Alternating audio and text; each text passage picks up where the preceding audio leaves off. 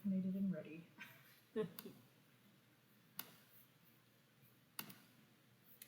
Hello everyone, coming at you live from the Shaker Historical Society in beautiful Shaker Heights, Ohio. It is Saturday, November 21st, 2020, and I am here with Amanda and Marissa of AmeriCorps, and they're going to be giving us a workshop and a live sort of talk about how to best preserve your home collection using museum methods. So without further ado, and if you have any questions during this, please feel free to post them in the comments of this video, and we will get to them as we can. So don't feel shy. Feel free to ask as many questions as you wish. So without further ado, I'm going to pass it over to Amanda.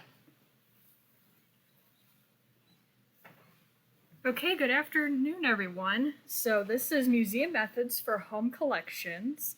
And we're going to be talking about museum tips and tricks for preservation of personal collections. So in this presentation, we're going to be talking about environmental hazards and how to mitigate them, storage and cleaning techniques. We're going to give some demonstrations on how you can use some of these museum techniques. And we're also going to talk about documenting your personal collections. So first off, we're going to talk about what preservation is, because what museums do is called preservation, and it's the reduction and preventing of exposure to hazards that might threaten the long-term stability of artifacts. And this is very different from conservation, which we also talk about a lot in the museum field. And this is the specialized examination and treatment of artifacts by a trained conservator in a laboratory setting. This difference is very important because conservation should not be attempted by your average museum person or your average person in general, because conservation techniques involve permanent changes to an item that cannot be undone, and so they should only be attempted by a professional. But preservation is something that anybody can do. I'm also going to be using the term artifact, or perhaps object or item. I use these interchangeably just to refer to anything that has sort of an intrinsic or historic value to an institution or just to a private owner. And I also use the term collection a lot, and this is just artifacts that are related in some way. So if you have a collection of jewelry, that's what I mean by that. So first off, I want you guys to think about, and feel free to share in the chat, what do you collect?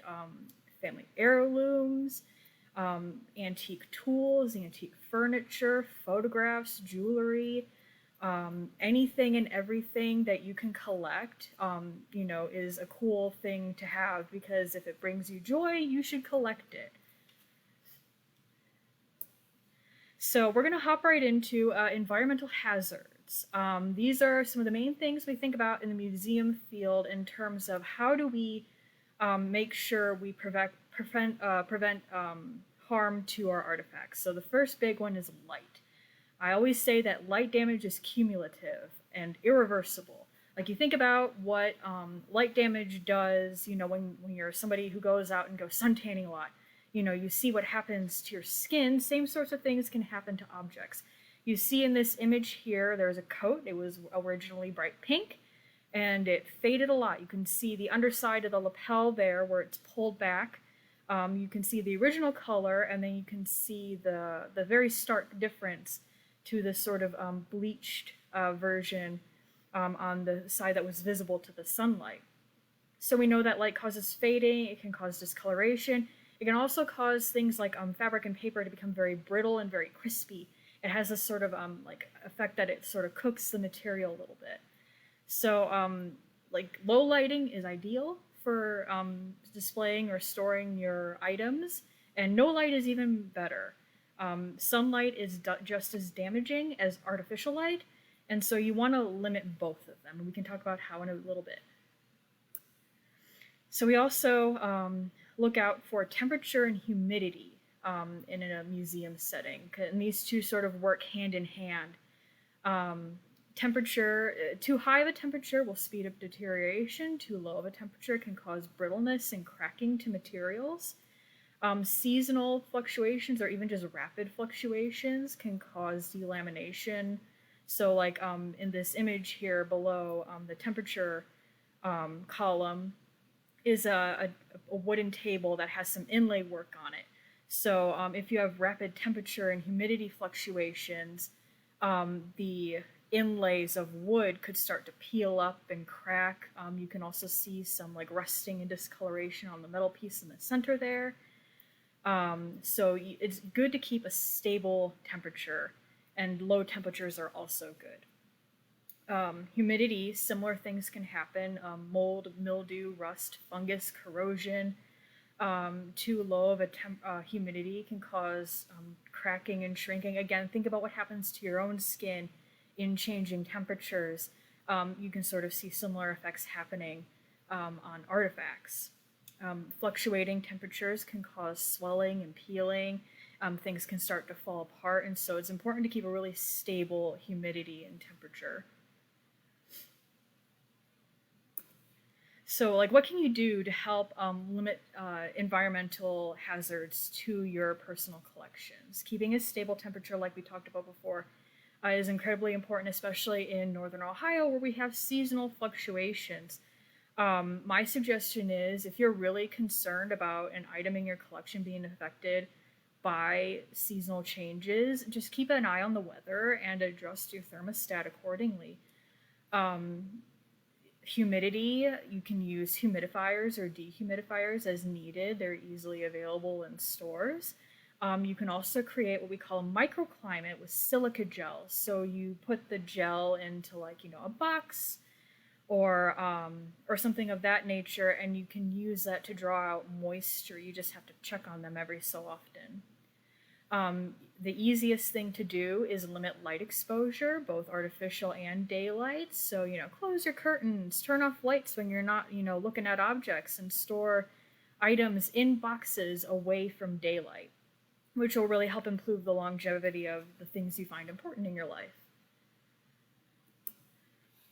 So another thing we need to talk about is that physical damage is, one of the biggest issues that you can have with any object you find important, and it is often caused by careless handling.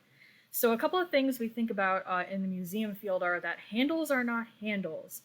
That teapot, in the day, that handle was used to pour the tea, but now, it's old. That handle may just, break off, and then you have a shattered teapot. So we always use both hands, like you see in this image here, to support an object at its largest points.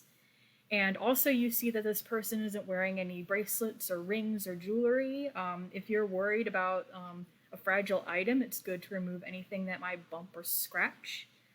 You can also use just like, a tray or some sort of support structure to carry things if you're worried about that as well. And that you can see that tray there is like lined with some tissue paper or maybe some fabric just to prevent jostling.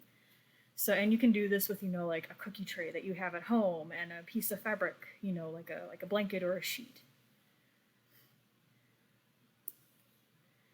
So now we get to the tricky part, which is storage, because, at a museum, we might have more space than we would in a normal family home. So something we always talk about is acid-free and archival.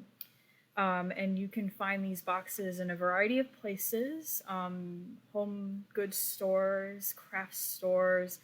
You just want to check the labels on the boxes and see if they say things like acid-free, archival, pH neutral, photo safe. Any sort of unbleached or uncolored tissue paper or fabric you can use to pad things. We also use mylar plastic a lot in the museum field. This is like a stable, pH neutral, acid-free plastic, because plastics in and of themselves are not very stable. They can, break down a lot. Like, you'll notice that I'm not suggesting that you store anything in a plastic box. It's because they tend to off-gas a lot. So, which means that they are releasing like their chemical things, and they're breaking down more quickly than, say, a cardboard box. So you can use things like mylar plastic for fragile documents or photos that you're worried about preserving. And you can also just use a plain old manila folder to keep like documents all together. So if you have like, all of grandma's photos, you can put them all in a manila folder to keep them together. And then where should you keep all your things? You've boxed them all up. Where do you keep them? I always say that you should keep them elevated on shelves, in closets, in cool, dry places, away from light. We say elevate on shelves because suppose there's a flood. It's not impossible. We never really keep things on floor levels because then you don't have to worry about the possibility of, minimal flooding. We don't recommend basements, keeping things in basements if at all possible, because there's higher humidity usually in basements, even in finished basements.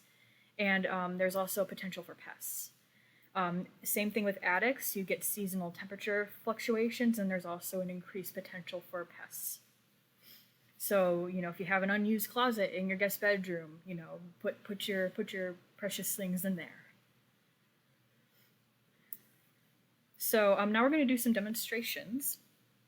So I just talked about some of the types of boxes and things you can use. If you, Marissa, if you could hand me the box there. Thank you. So this is a photo box. I hope it's visible on the camera. Just hold it right here. Yeah. Okay, good. So this is a photo box that my mother purchased. I think she got it at Michael's. So you can get these, in a store, or you could get them on Amazon. This is a pretty one, but the labels on it said photo safe, archival, acid free, and I think preservative free. There's certain preservatives and things having to do with chemicals and pH that you don't want in your boxes. And these come in different sizes. This is a smaller size box, and inside you can see it fits photos in sort of like a filing formation. So yeah, these are boxes available for fairly good prices, even better if you can get coupons. If you're looking for something more robust, I have on here where to get supplies. If the selection at Joann Fabrics or Michael's isn't good enough and you want something bigger or something more custom, you can always go to Gaylord Archival. I will warn you, they are more expensive because Gaylord Archival is marketed for museums and other historical institutions. And so their pricing is higher because they're looking for people to purchase in bulk.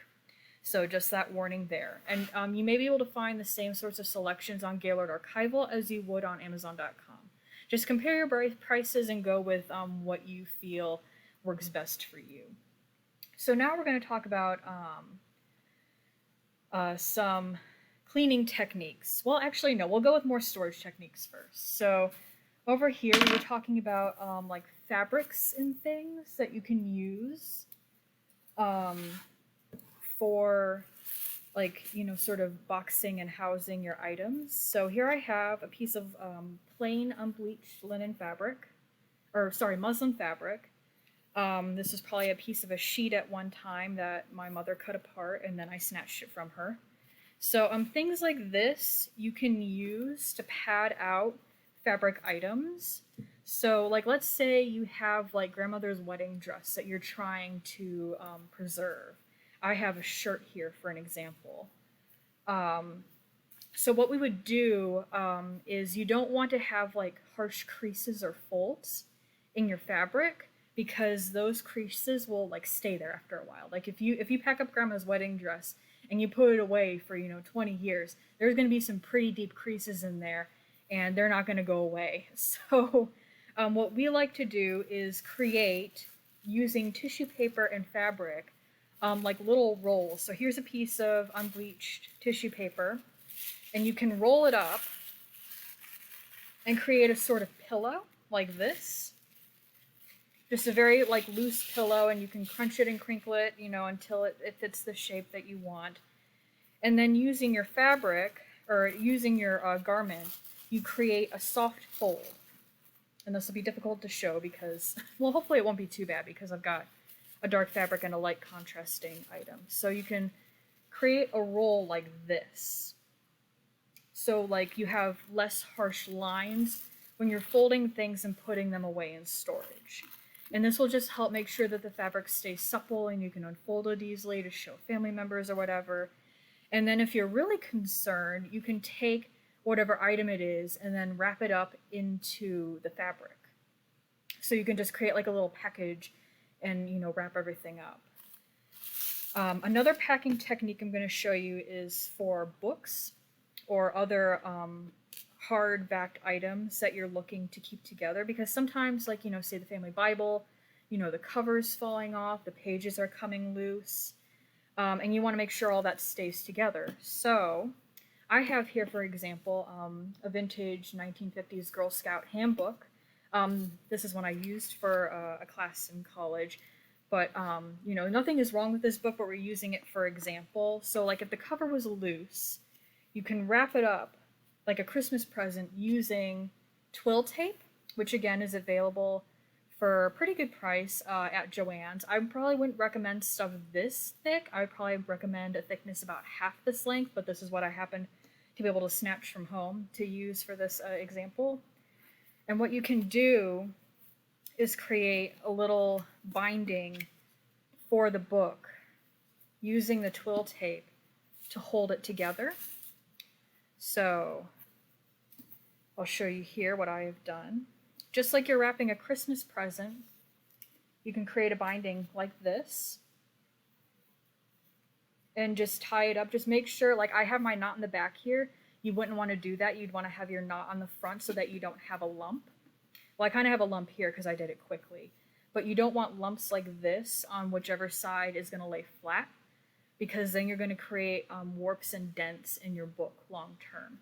So this is something you can do to make sure that your book stays together and you don't lose any pages or anything like that. And then some other things we're going to talk about real quick are smoke sponge, again, available on Amazon.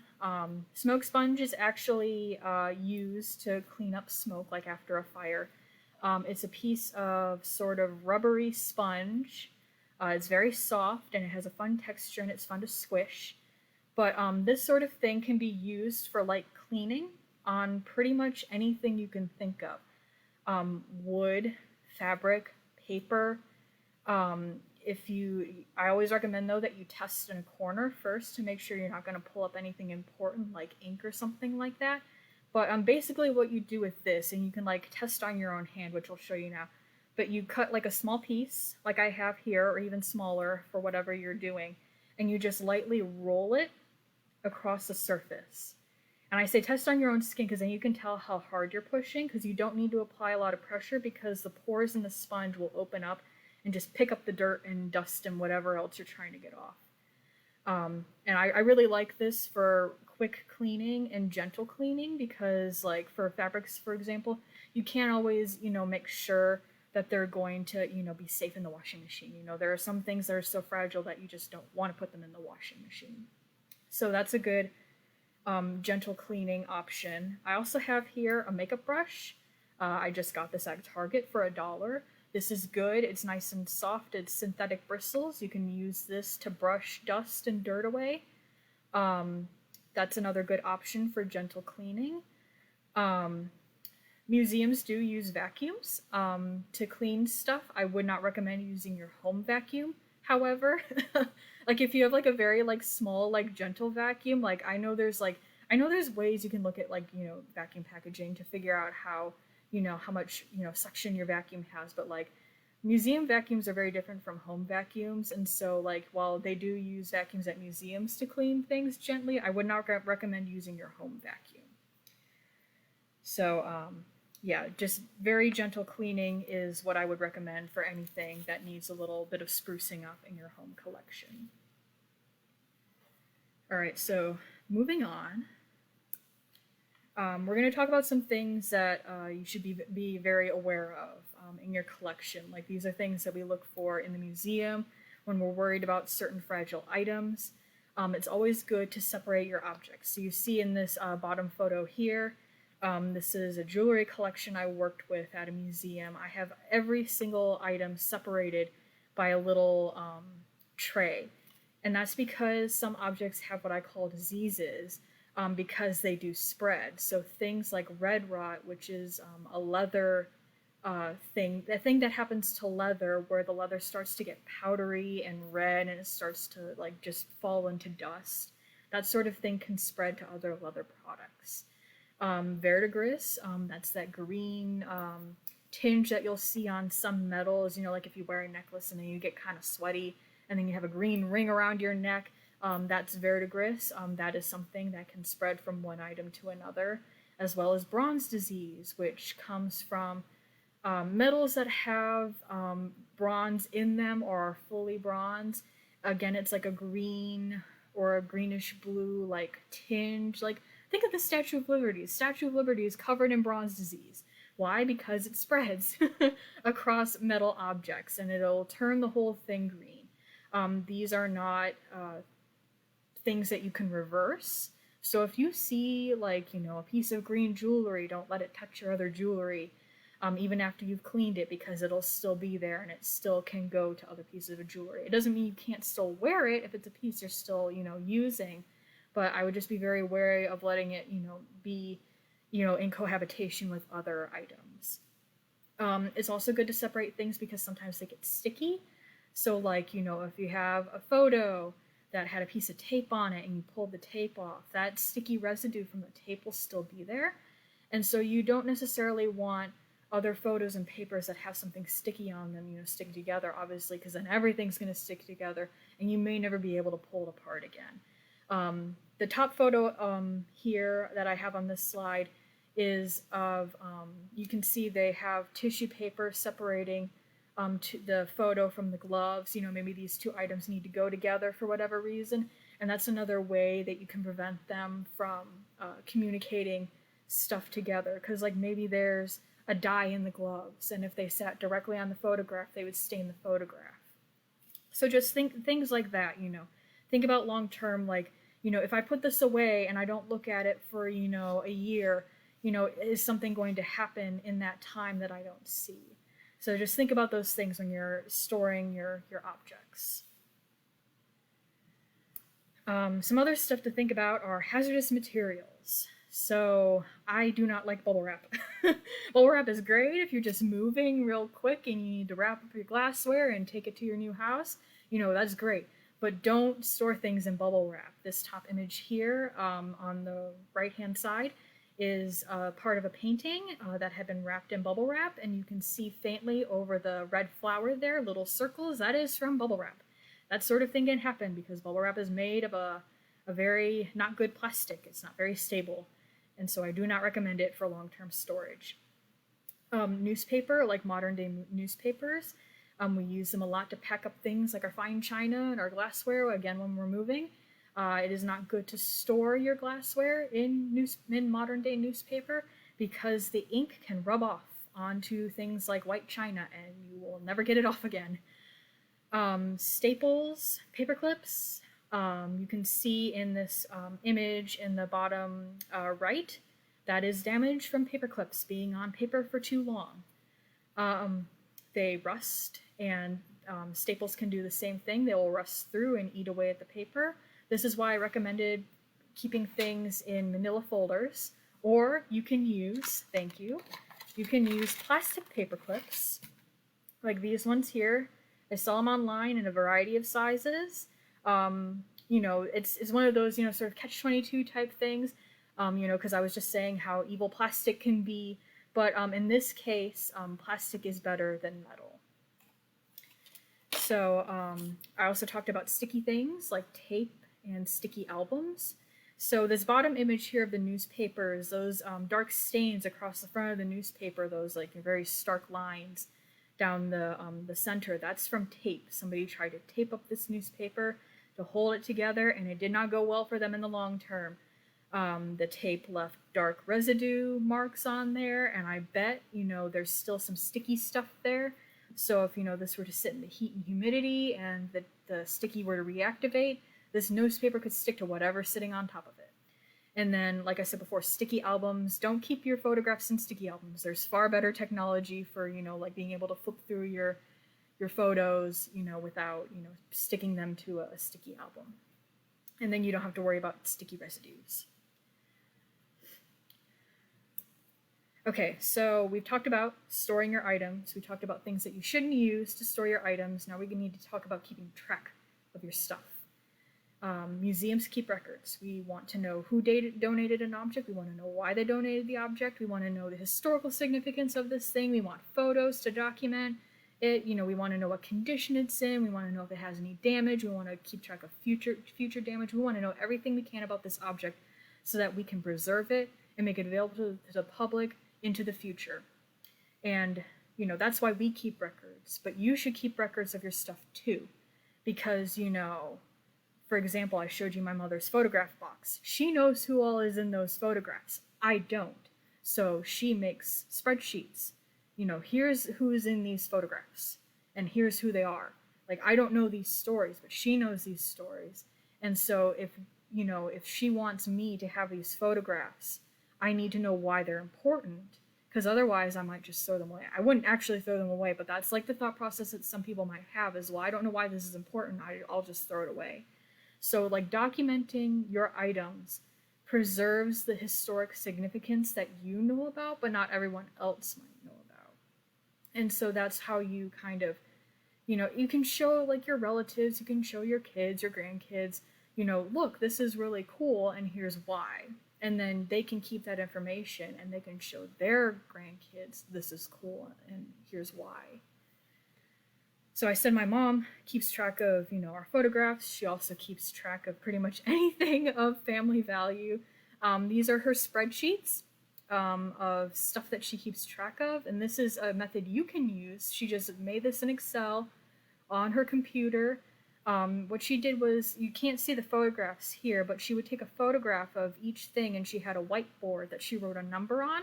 And she took the photo with the whiteboard and the number in view. And she said, this is item 1. Item 1 is a doily, and here is what the doily looks like, and here is who made it, and here is who has it. Because there's a lot of things that, like, change owners and stuff. And there's certain family members who, like, oh, I want something from, Grandma Veda. So that's why she keeps track of that sort of thing. And also, you have the opportunity to immortalize fun stories in these types of records. So at the bottom here, I have marked out a pin, a marine cat pin, that my grandmother has from her brother.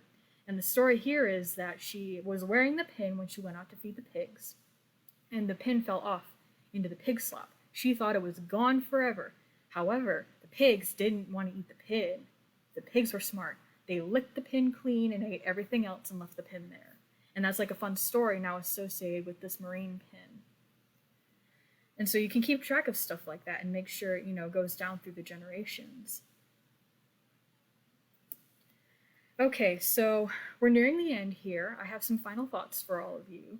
I've told you in depth about the things that we think about as museum people and why we use the methods that we do to protect and preserve the items that we are sharing with the public.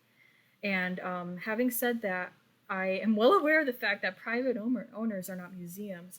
You probably, don't have the resources or the type of funding that a museum has, and that's okay. It's your collection, and you are free to make the decisions that you think are good for your collections and what you think needs to be done to protect it. What we're doing isn't necessarily what you might think needs to be done, and that's really important to make that distinction. So I always recommend, I've told you some basics here, but I always think that you should do your own research and decide what's best for your item, because I talked about temperature and humidity and heat and stuff like that, and I didn't give any specifics on temperatures, partially because I think it's silly to regulate your own home for an item when really it's more important for you to be comfortable in your own home. But different types of items, different materials need different climate considerations, and so you should do your own research on what you think is needed. You can talk to your local historical society, you can talk to your local archives or museums. They might have ideas if you have something particular that you're I'm not sure what to do with this. There's also the National Park Service has a thing called Conservagram, and it'll give you some really in-depth scientific details on different types of collections and different types of storage techniques and other things like that. If you're interested, I find them really interesting just to peruse casually. They've got a lot of great information. And there's also the Ohio History Connection. They're a great resource to just be like, hey, I have a question about this. Even if you're just like, looking, for information on, like genealogical information or stuff like that. So, yes, like I said, do your research, because not only is it really cool, to find out new things, but, decide what's best for what you are willing to put into a collection. Okay, so that is the end of the presentation. If anybody has questions, you may ask them now. If you want me to go back and talk about something that I mentioned in the presentation that I maybe like breezed past too quickly, I did talk very quickly. I can go back and do that. I have a question. Okay, we have a question. So, when photos are stuck together, is there any way to kind of save them, or is it just kind of a lost cause and that's that on that? Okay, so the question was, if you didn't hear, can you, if photos are stuck together, can you unstick them, or is it too late? I don't know. I think it depends on how stuck they are, because if it's a very light stuck, I would say go ahead and risk it and like gently peel it apart. Like don't do like, you're ripping off the band-aid and do it quick. Like you want to gently pull it apart.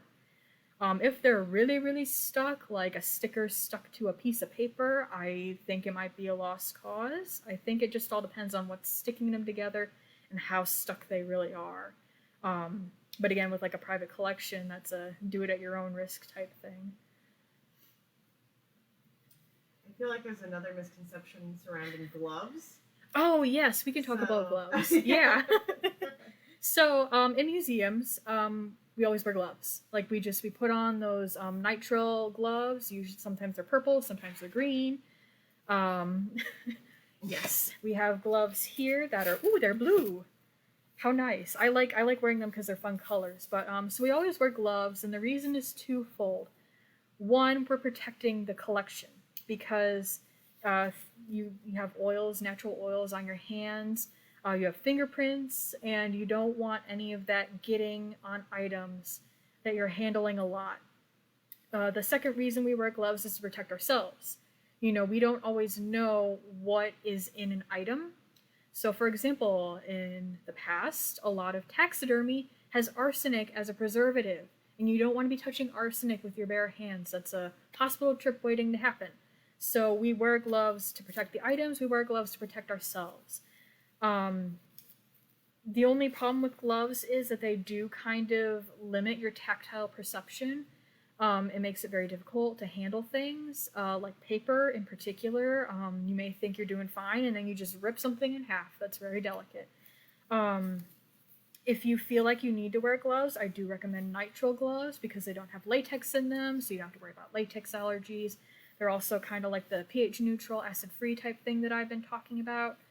And you'll have, if you get a size that really fits your hand closely, so these are a size large, the box that I was handed as an example. They wouldn't fit my hands. You want to get a size that fits you closely, and is a little bit tight so that you have good or better tactile handling ability. I would not do cotton gloves. They talk about it a lot in archives, just because they want visitors to, not be getting oils on stuff. But honestly, I think cotton gloves aren't as good because, again, we're talking about your tactile ability, and cotton gloves are a lot thicker, and they have a texture to them, and you're going to catch on stuff a lot easier. And I also wouldn't recommend gloves at all if you're handling something large. Like you want all your grip, you want all your, tensile ability when you're handling large things. Is that good? Mm-hmm. Okay. Anything else? Thinking, you already talked about books. Mm-hmm. What about labeling directly onto things? Oh, yes. Labels. So should you label an item directly? A lot of like photographs in particular, like I know in the photographs that I showed you that on the backs of the photographs it says, who's in the photograph.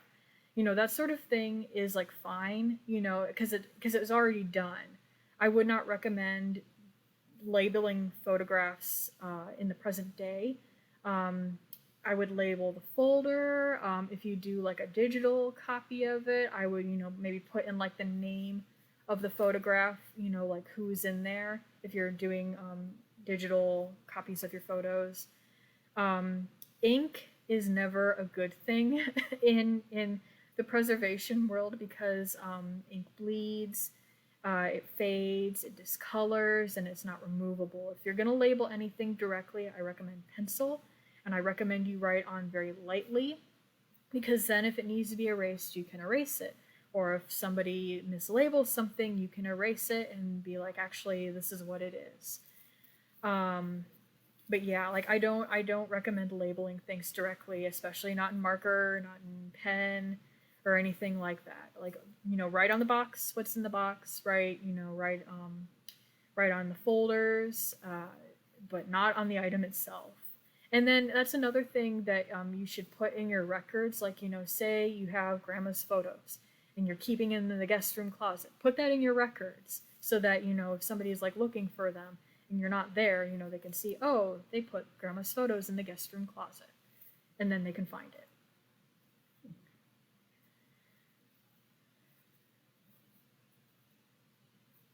I'm just thinking about like acid-free stuff.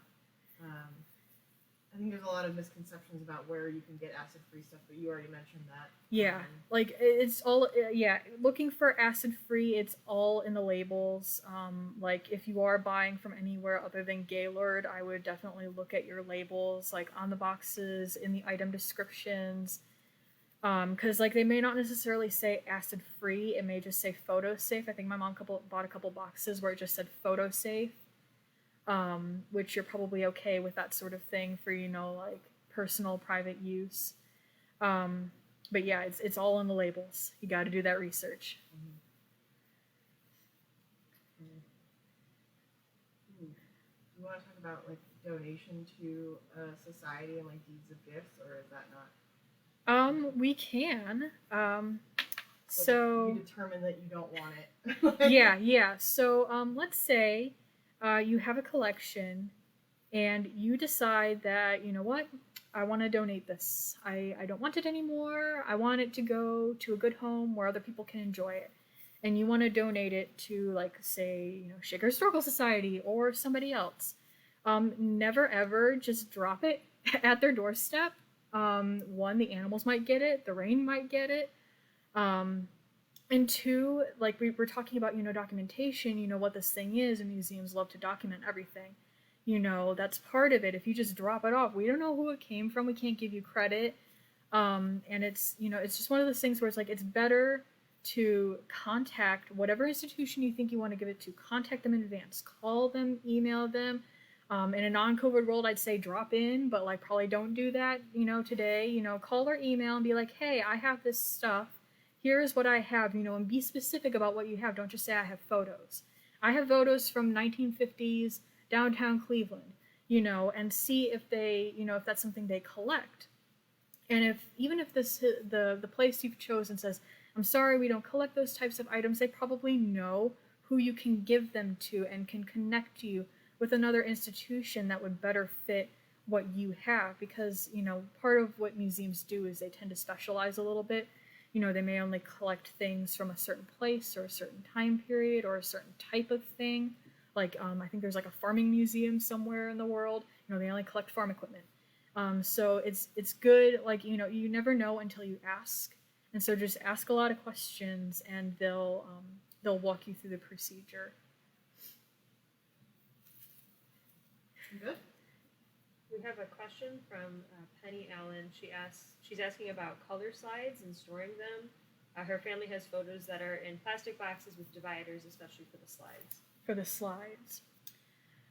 I mean, again, like plastic boxes aren't like the greatest because of like, the chemicals in plastics. I think Gaylord does make slide specific boxes that you can look into. So when you go to the Gaylord website, they'll have like a whole bunch of like different tabs on things that you're looking for. So like I would suggest the move to an acid-free cardboard box. but yeah, like having them in a box, in a dark box. Oh, we have another example. That's from our collection. So this is from Shaker Historical Society's collection.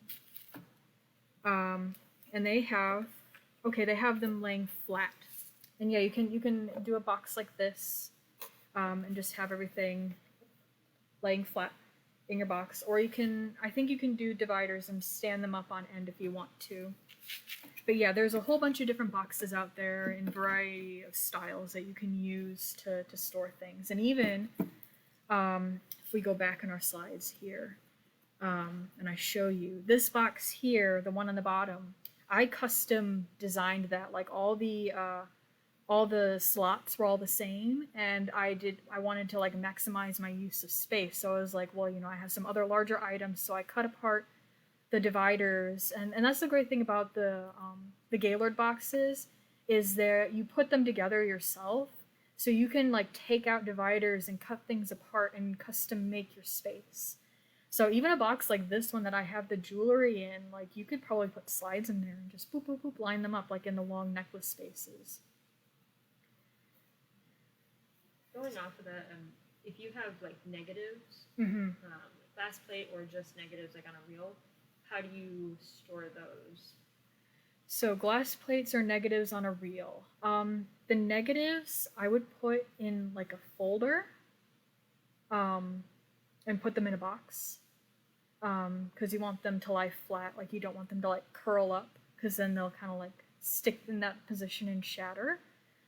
Things on a reel, again, put it in a box, and every so often give it a smell. Because there's this thing called, I don't remember exactly what it's called. It's vinegar syndrome. And it'll literally start to smell like vinegar, and that means its time is coming, and if you haven't digitized it, you better do it now. Vinegar syndrome is just the smell that happens when a reel of film is breaking down. So, but if you put it in a box and you keep it in a cool, dry place, you'll probably be fine for the long term. But like I said, just give it a smell every so often. A follow-up question from Penny. Does scanning photos and slides harm them? She wants to digitize everything she can. No, go ahead and digitize it. Do it. Yeah, like the only thing is, like once you've digitized, do not throw the original away, because the original is the best copy. So like say, your digital files get corrupted, you need to recopy some stuff, you can't do that if you've thrown away the originals. But yes, photocopying, digitizing is great, because then you can share it with other family members. You have a digital copy in case, something happens to the original, and it's easier to label the digital copies than it is the original copies, because you can just stick it in like a photo label, in the digital file. But yeah, there's nothing wrong with digitizing your stuff. The light exposure I'm talking about is like long term, like if you leave a photo like sitting in a window on display, like maybe do that for a little while, but then take it down and put something else in the window.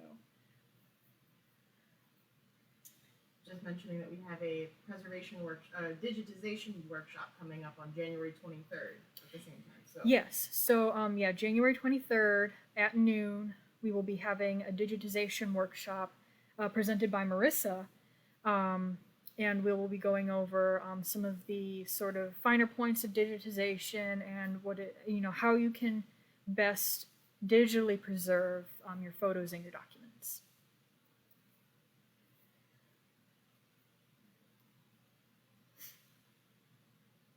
Anything else?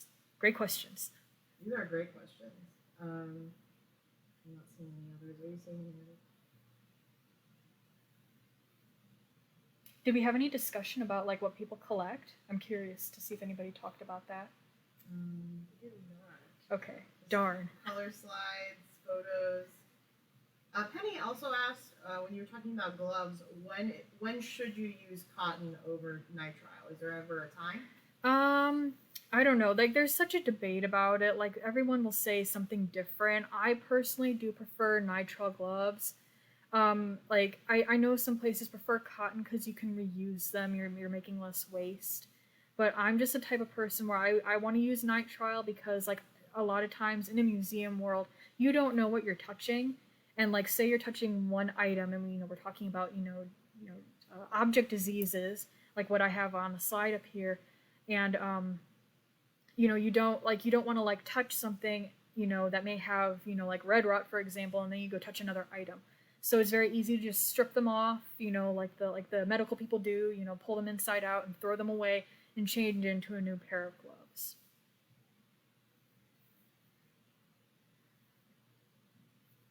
Also, like cotton gloves, like they breathe. And so, like, you could sweat through them. Like, I don't know. I'm a sweaty person. My hands get really sweaty when I'm handling objects because I'm nervous. And, like, I just don't like the idea that, like, my hand oils could get onto things. But, like, again, that's, like, I'm handling museum collections and not my personal collections. And so, like, when I handle museum collections, there's that impetus there that, like, it's not mine and I want to take extra good care of it. Mm-hmm.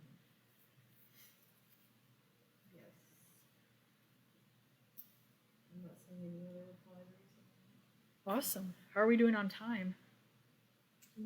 47 minutes. Oh, cool. Awesome. Yeah. I made good time. Yeah, you did.